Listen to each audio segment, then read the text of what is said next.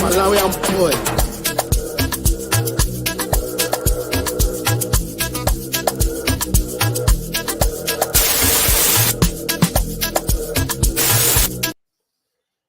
At some point, as a human being, you get tired of winning. So that's how life is becoming. We're getting tired of winning. I'm joking. I just wanted to see if I can flex on that. Before we start and introduce everybody today, I would like to say shout out to De Gea, who used to be one of the best keepers apparently in the Prem.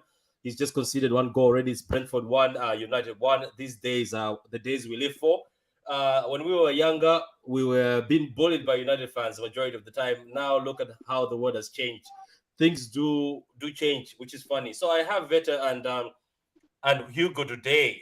So we're going to react to this match. It's not going to be for long, so we can all go and laugh at United because I know that's one of the most important things in life, including my life, to be honest. I enjoy the downfall that United are having. So, guys, talking about that, so what did you think of the match? I'm starting with you, Hugo. Our match today, I had expected it. My predictions were we would have scored 3 or 4 goals today. We did that. Really wanted to see a continuation of Haaland scoring. That didn't happen, but the positive is we have what 3 more goal scorers. 3 other guys have started their tallies for the year. We're always a team that don't depend on one scorer, so it's good to see that that is still happening because that Haaland is not going to always be able to score for us. So it's good to see that. Gundogan and Kevin De Bruyne, boy, they're making it hard for anybody else to get into that midfield right now. So it's gonna be. I guess we probably won't be seeing anybody in there until about Carabao time when we can give some starts to some other guys. When we're playing every 3 days. But for now, since we're playing every week, it's enough time for the guys to recuperate and so on. I don't see those guys coming out of the midfield for now. We were steady today. We did the damage early, which is important. Reminds me of the 17-18 and 18-19 when we would score 2 or 3 goals in the first half and then kind of shut it off and just automatically end up with another 2 in the second half. But it wouldn't be because we were stepping on it. We would really just cruise and end up getting it anyway. Today reminded me of that because although we ended up winning the game 4-0, we really didn't try to step into another gear, and that shows how powerful we are right now. So early season, you can't ask for anything better than this. It's the same lineup at the back. No goals conceded yet. Early Golden Glove contest for Ederson, right? Boy, it's fantastic to be a citizen right now. Super fantastic. Yeah, big up to you. Big up to you. What about yourself, Eto? How did you see the game? Hey, I saw the game similar to what Hugo was just talking about, man. Like, we did the predictions. We did, we speculated on what was going to happen. I threw out 3-0. I thought, okay, based off of how they played the weekend before, not being us, but Bournemouth, I was like, you know what? It should be a 3-0 game. And then I started hearing the City family talk about, nah, it's going to be 4, it's going to be 5, it's going to be 6. I'm like, oh, okay. So watching the match, I was just looking for all these opportunities. And 7 minutes into the match, 8 minutes into the match, we could have scored. Like that opportunity that Foden decided to take the shot but not square. That was 7 minutes into the match. We were showing that we were ready to score and hungry. And I think that was so telling. I think the fact that Foden actually took that shot and didn't instinctively think, you know what, I have someone in the middle to maybe square off is why I'm also saying we're not where we need to be. Like, we will get there, but we're still figuring each other out. We're still looking to see where our teammates are. And shoot, 4, 5, 6 games into the season, Foden's going to easily, whether it's Foden, Grealish, or Mahrez, they're going to know I got a killer in the middle. So I have more than one option. I don't necessarily need to look for my shot. So I love seeing that. And then again, we're scoring by committee. Last week was amazing. Haaland got his 2, but we score by committee. And if we continue doing that, the opponents they're just guessing out there. They're actually looking at every player as a scoring threat. The ball's at the top of the 18, I got to worry about Rodri. The ball's on the side, I got to worry about the far post. I love what's happening right now, and the fact that Pep had a similar 11 with the change to Grealish and Mahrez, guys are going to get more familiar with where everyone's supposed to be, and I'm excited for it, man. I love seeing that match. We left some goals out there. Yeah, big up, big up. Let me just say how Daniel says I predicted 4-0. Says top of the league, we keep going, and he says United are shit. Yeah, they're not doing well. We're gonna after we're done with this, we'll try top it 10 minutes or something and just top it. So Gundo, so how did you see the match? I know you were very pissed off when Foden did not square the ball to Haaland Oh or man! Maris who were open.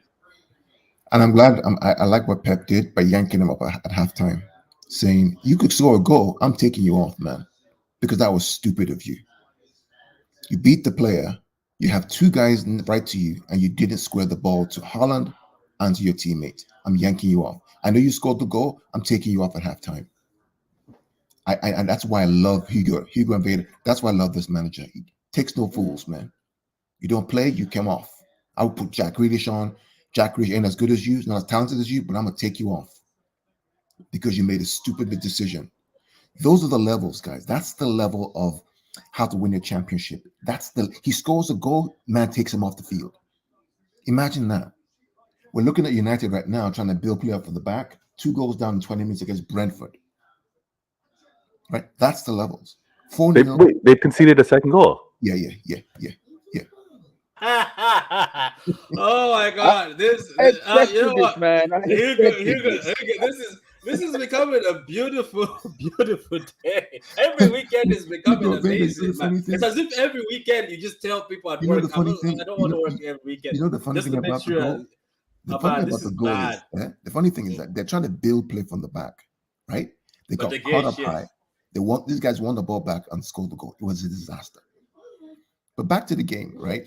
The best part about this game, Holland didn't score, Alvarez didn't score, and yet they still scored 4 goals. If you're a rival, what the hell do you do?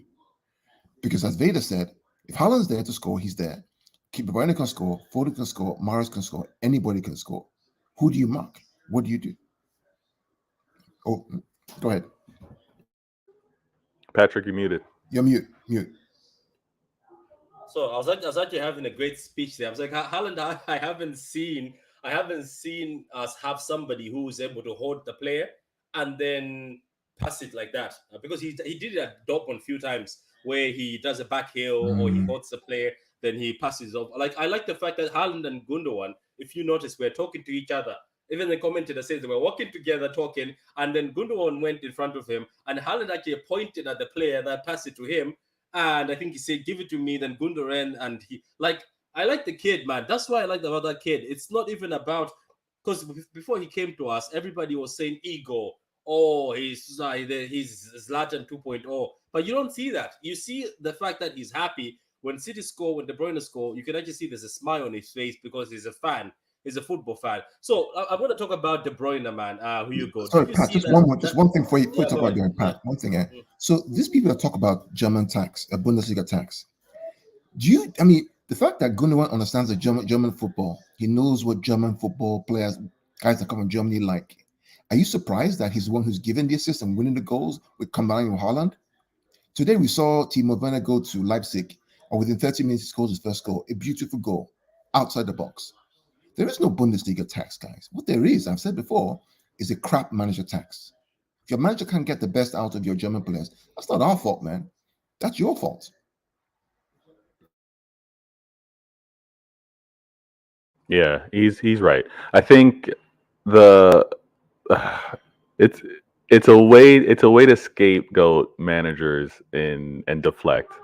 Gundo's absolutely right. I think to your point, Patrick, with regards to the attack and wanting to talk about KDB, man, like an assist last week, he's assisted again this week, and that And goal, oh my gosh, that goal reminded me. That goal reminded me. Aguero did this. I forget. Oh, I wish I remembered the exact game, but Aguero did a similar thing where he just kept his touch. The ball was just on his foot, on his right foot, and he just same corner and everything. It was so well thought out. You know what I mean? There's a calmness that you need as a scorer, and De Bruyne showed all of that. I was yelling in the house. Do you know what I have noticed though? Before we go to Hugo, I think, I think he needs. I think Pep needs balance.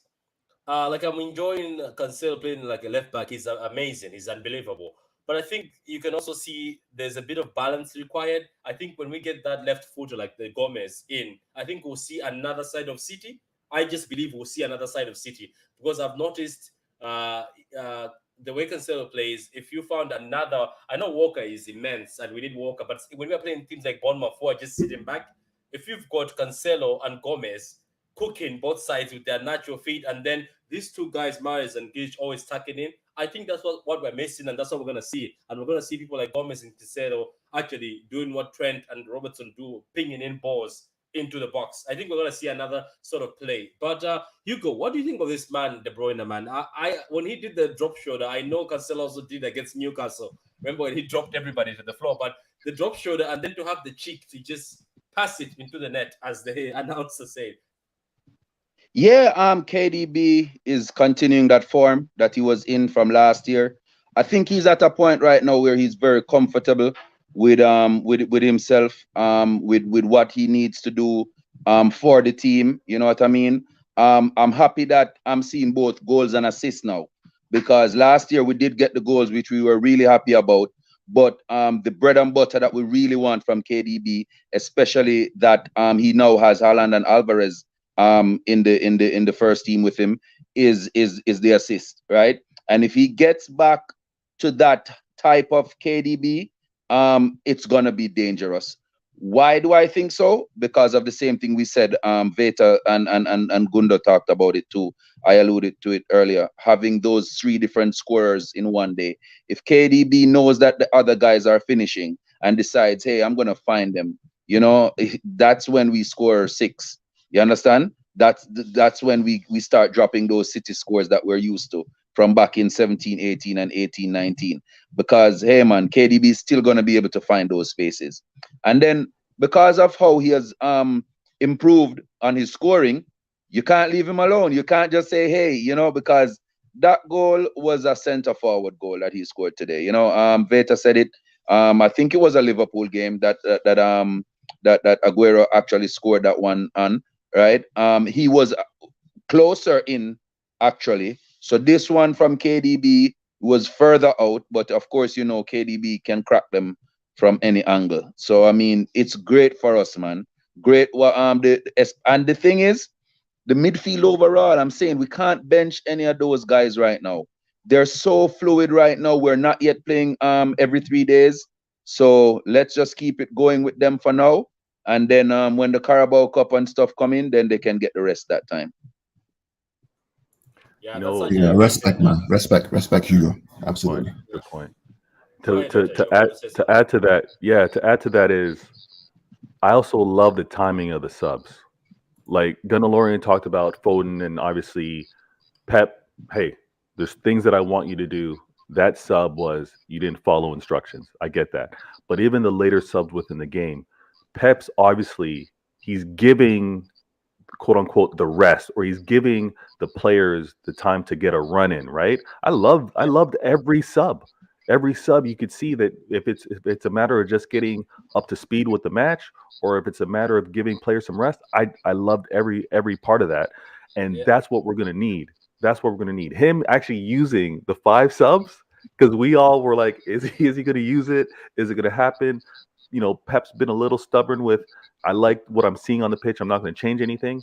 But you could see that this offseason, he's thought about these five subs and how he's going to use it.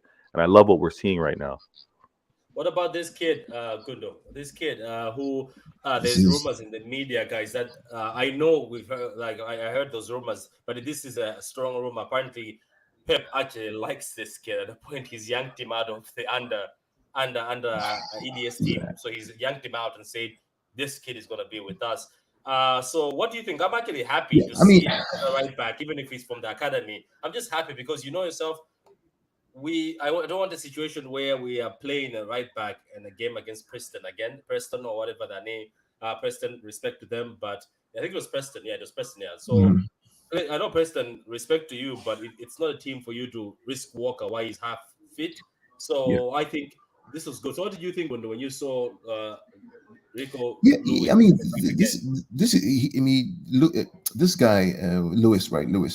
His name, Rico Lewis, right? He's one of your sons, right? He's one of your sons from the academy that you've backed all the way. So for me, this one, no, this one haven't. This one you haven't adopted this guy. I've never backed Rico. I didn't know he existed. This I just one snuck up on him.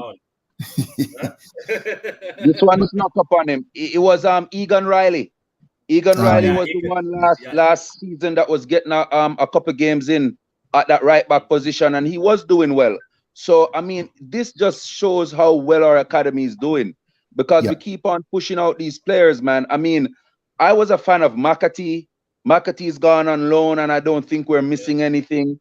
Wow, I'm just waiting for some of these guys. I can't wait for a Carabao game. I can't wait for a Carabao game where we have more of these guys going out. 3-0. You go 3-0? 3-0? What's the surprise though, Patrick? There's no surprise, man. I say these things and people think I'm trolling United, right? And look here, I don't have the respect that other people have for Pool. Look, I see things happening on Monday, but hey, I'll leave it right there.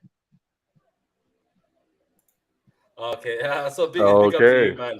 Big up to you. So guys, if there's nobody else on the panel wants to say anything, we're just gonna close it, guys. Let's look forward to Crystal Palace. I hope Crystal Palace game goes well. Is it at home or away? Is it home or away? Away. It's away. Away. Interesting. That's the game. Hugo, are you available this week to do a show? We have a show coming up this week. I think we need Vader, you, and maybe me to come on the show. It's a very interesting topic. I think you enjoy it. So I'll DM you, and then we can talk. As a show coming up this week, it's going to be a long show, but it's going to be very, very interesting. You'll enjoy it. It's going to be very This is today or tomorrow? This week. I will let you know what time. This week. Oh, in the week. All right, yeah, man. Just give me a shout. Okay. Okay, cool. So big up to the panel, man. Big up to Veta, big up to Hugo, and big up to Gundorian. Guys, how do you feel about the game between Man City and Bournemouth? Do you think it was just a training session? We still seem to be keeping the 2 fullbacks in midfield.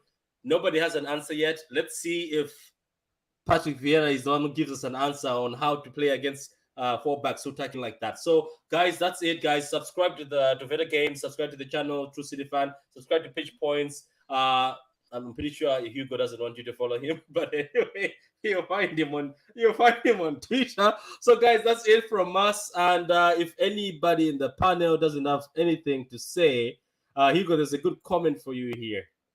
Hugo's accent is class is Jamaican magic. Eric Ten Hag months. The Raiders are giving Eric Ten Hag already months to. What are you about to say, Victor? They're already giving him months to leave. That 10 months or Aaron 10 months is going to be wild. It's going to be trending. I see it already.